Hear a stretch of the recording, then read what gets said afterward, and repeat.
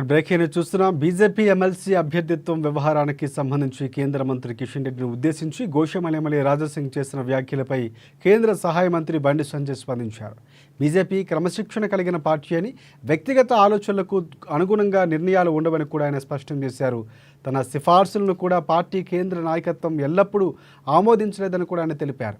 అదే సమయంలో ఆయన రాజాసింగ్పై ప్రశంసలు కురిపించారు. తెలంగాణ రాష్ట్ర బీజేపీకి రాజాసింగ్ అంకిత భావంతో కష్టపడి పనిచేసే నాయకుడని కూడా కితాబనిచ్చారు. అయితే పార్టీ అంతర్గత విషయాలపై మీడియా ముందుకు రావద్దని, పార్టీలోనే చర్చించుకోవాలని కూడా సూచించారు బండి సంజయ్.